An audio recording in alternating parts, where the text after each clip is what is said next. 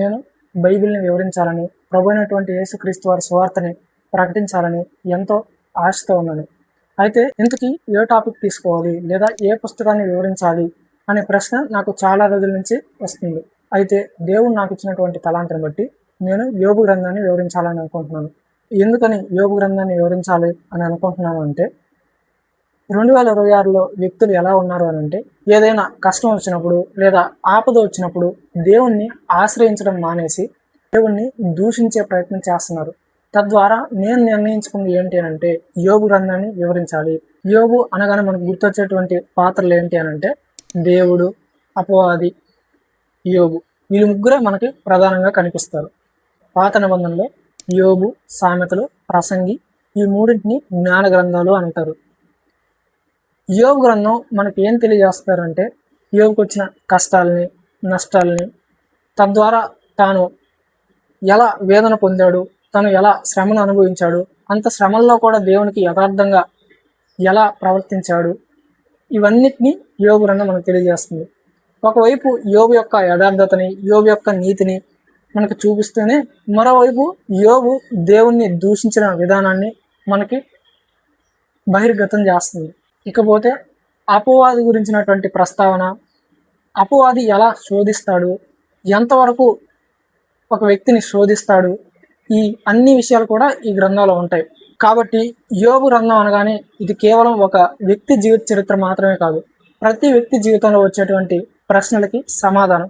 ఎందుకు ఒక వ్యక్తి జీవితంలో కష్టాలు వస్తున్నాయి, ఎందుకు నష్టాలు వస్తున్నాయి అనే ప్రతి ప్రశ్నకి ఈ గ్రంథం మనకి సమాధానం ఇస్తుంది. ఇక ఈ గ్రంథ రచయిత విషయానికి వస్తే, భౌతికంగా యోబు గ్రంథాన్ని ఎవరు రచించారు అనేది మనకి ఆధారం లేదు. బైబిల్ ఎక్కడా కూడా యోబు గ్రంథాన్ని పలానా వ్యక్తి రచించాడు అని బహిర్గతం చేయలేదు.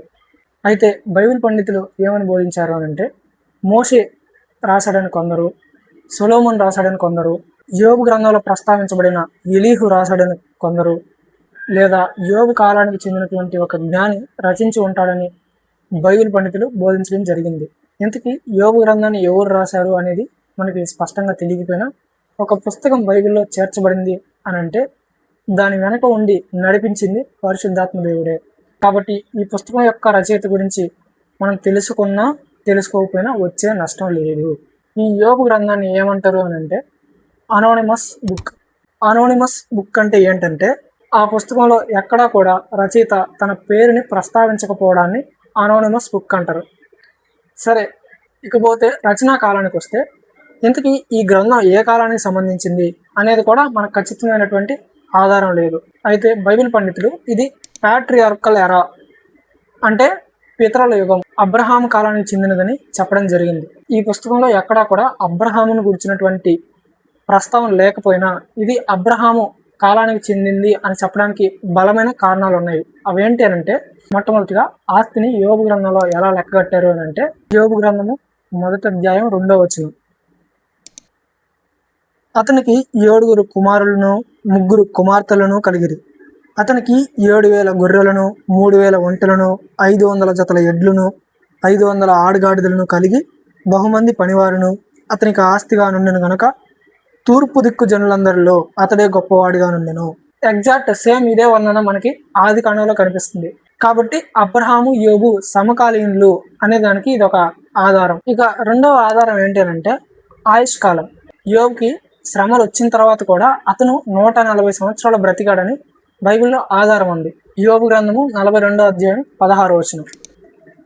అటు తర్వాత యోబు 140 సంవత్సరములు బ్రతికి తన కుమారులను కుమారుల కుమారులను 4 తరముల వరకు చూచెను. పిమ్మట యోబు కాలం నిండిన వృద్ధుడై మృతి నొందెను. యోబు శోధనలు జయించిన తర్వాత, యోబుకి శోధనలు సంపూర్తయిన తర్వాత కూడా అతను 140 సంవత్సరాలు జీవించాడు అనడానికి ఇది ఆధారం. యోబుకి శోధనలు సంపూర్తయిన తర్వాత కూడా 140 సంవత్సరాలు బ్రతికాడు అని అంటే అతనికి దాదాపుగా 200 సంవత్సరాలు పైగా వయసు ఉండొచ్చు. అయితే మనం అబ్రహాం బ్రతికినటువంటి సంవత్సరాలు చూస్తే అతను 177 సంవత్సరాలు బ్రతికాడు. ఇలా ఇస్సాకు 180 సంవత్సరాలు, యాకోబు 147 సంవత్సరాలు.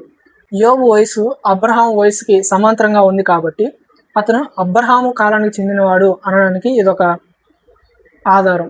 యోబు అబ్రహాము కాలానికి చెందినవాడు అనడానికి మరొక ఆధారం ఏంటంటే యోబు తన పిల్లల నిమిత్తమై యాజకత్వం చేసేవాడు. యోబు గ్రంథంలో ఎక్కడా కూడా మోషే ధర్మశాస్త్రం గురించి కానీ లేవి యాజకత్వం గురించి కానీ ప్రస్తావించబడలేదు. అయినా సరే యోబు యాజకత్వం చేశాడు అని అంటే ధర్మశాస్త్రం కంటే ముందు ఉన్నవాడు లేదా మోషే కంటే ముందుటివాడు అనడానికి ఇది ఒక ఆధారం. కాబట్టి ఇతను ఖచ్చితంగా అబ్రహాము కాలానికి చెందినవాడు లేదా అబ్రహాము సమకాలీనుడు అనడానికి ఎలాంటి సందేహం లేదు. 4వ ఆధారం ఏంటంటే యోబు గారికి శ్రమలు వచ్చినప్పుడు తేమాను అనే ప్రదేశం నుంచి ఎలీఫజు అనే తన స్నేహితుడు వస్తాడు. తేమాను అనేది ఆదికాండంలో మనం చూస్తాం కదా, ఏశావు వంశస్థులు నివసించేటువంటి ప్రాంతం. కాబట్టి యోబు గారు నివసించే ఈ ఊజు అనేటువంటి ప్రాంతం కూడా ఈ తేమాను ప్రాంతానికి సమీపంలోనే ఉండే అవకాశం ఉంది.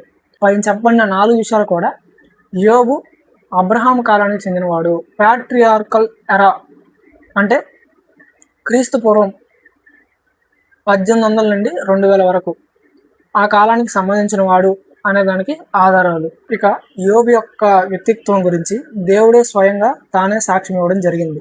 యోబు గ్రంథం 1వ అధ్యాయం 1వ వచనం నుంచి, ఊజు దేశమునందు యోబు అని ఒక మనుషుడుండెను. అతడు యథార్థవర్తనుడును న్యాయవంతుడునై దేవుని యందు భయభక్తులు కలిగి చెడుతనము విసర్జించిన వాడు. అతనికి 7 కుమారులను 3 కుమార్తెలను కలిగిరి. అతనికి 7,000 గొర్రెలను 3,000 ఒంటెలను 500 జతల ఎడ్లను 500 ఆడుగాడిదలను కలిగి బహుమంది పనివారును అతనికి ఆస్తిగా ఉండెను కనుక తూర్పు దిక్కు జనులందరిలో అతడే గొప్పవాడిగా నుండెను. అతని కుమారులందరూ వంతుల చొప్పున అనుదినము ఒకరికొకరు తమ తమ ఎండలో విందు చేయనై కూడినప్పుడు తమ 3 అక్క చెల్లెండ్రు తమతో కలిసి అన్నపానములు పుచ్చుకొనవలనని వారిని పిలిపించుచూ వచ్చిరి.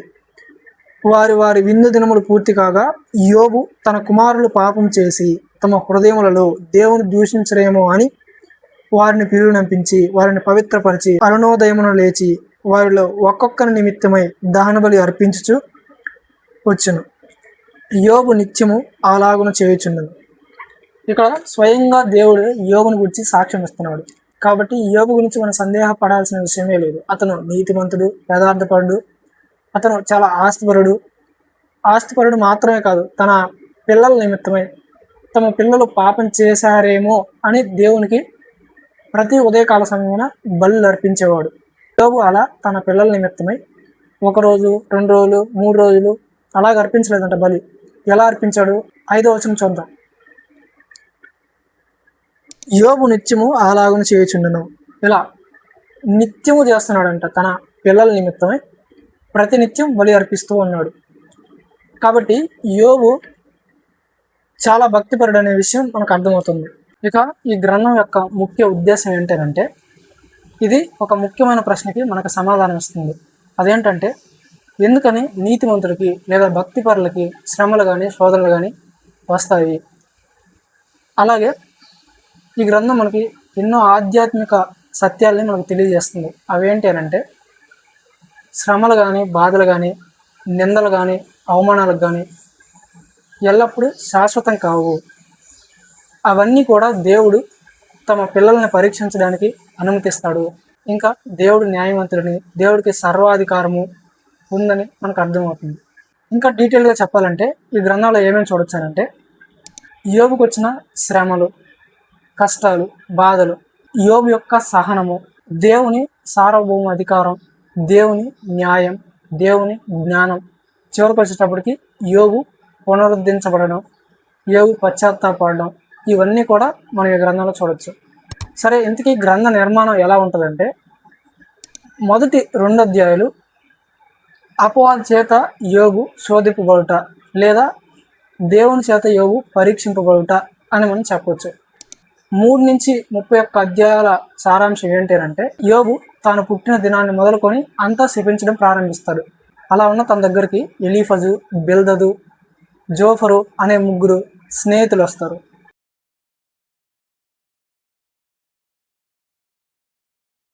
ఆ స్నేహితులు వచ్చి యోబు నీ శ్రమలకి, నీ బాధలకి నీ పాపాలే కారణము అని వాళ్ళు అంటారు. అప్పుడు యోబు ఏమంటాడంటే నేను నిర్దోషిని, దేవుడు నాకు అన్యాయం చేశాడు అనే ధోరణిలో మాట్లాడతాడు. ఇలా వారి మధ్య 3-31 అధ్యాయాల వరకు సంభాషణ ఉంటుంది. ఇక 32-37 అధ్యాయాల వరకు ఏంటంటే ఎలీహు అనేటువంటి వ్యక్తి ప్రసంగం.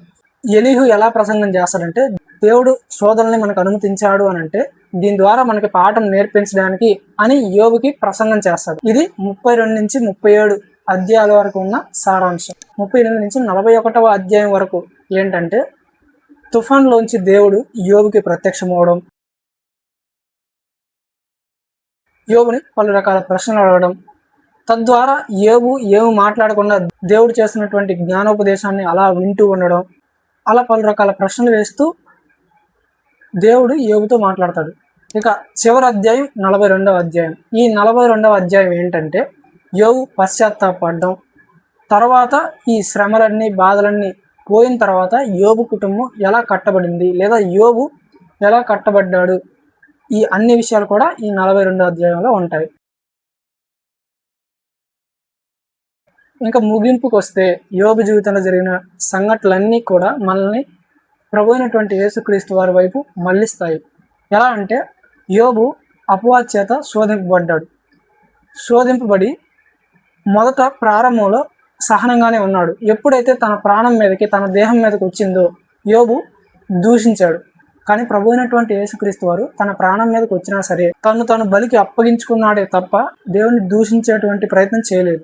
ఒకవేళ యోబు నీతిగా ఉంటే అది యోబుకి మాత్రమే ఉపయోగపడుతుంది. ఎక్కువ మాట్లాడితే యోబు మనల్ని భయపెడతాడు, నేను ఇంత నీతిమంతుడిగా ఉన్నాను అని. కానీ క్రీస్తు మన బలహీనతలన్నింటినీ ఎరిగినవాడు కాబట్టి మనకి సహాయం చేస్తాడు, శోధనని జయించడానికి సహాయం చేస్తాడు. అలాగే తన ఉచితమైన నీతిని మనకు అనుగ్రహించడం ద్వారా దేవుని ఎదుట మనం నిర్దోషులుగా తీర్చబడతాము.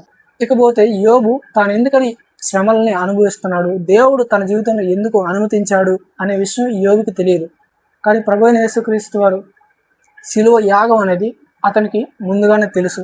తాను అంత ప్రపాతంలోకి వెళ్ళిపోతానని తెలిసినా సరే తాను రిక్తునిగా చేసుకొని తాను సమర్పించుకున్నాడు. కేవలం మన దోషాలను బట్టి మన పాపాలను బట్టి అతడు నలగొట్టబడ్డాడు. ఇంకా చివరికి వచ్చేటప్పటికి 42వ అధ్యాయంలో యోబు పశ్చాత్తాపడడం, పునరుద్ధరించబడడం జరుగుతుంది.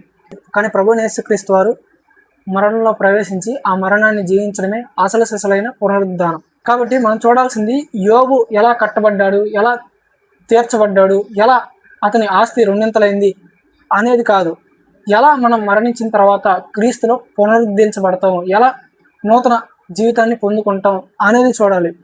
కాబట్టి యోబు జీవితంలో జరిగినటువంటి ప్రతి సంఘటన కూడా క్రీస్తు వైపు మనల్ని ఆకర్షించేదానికి ముంగుర్తుగా ఉంది. ఇక తర్వాత వచ్చే వీడియో నుంచి ఒక్కొక్క అధ్యాయాన్ని మనం వివరించుకుంటాం. అలా క్రీస్తుని అర్థం చేసుకునే ప్రయత్నించాలి.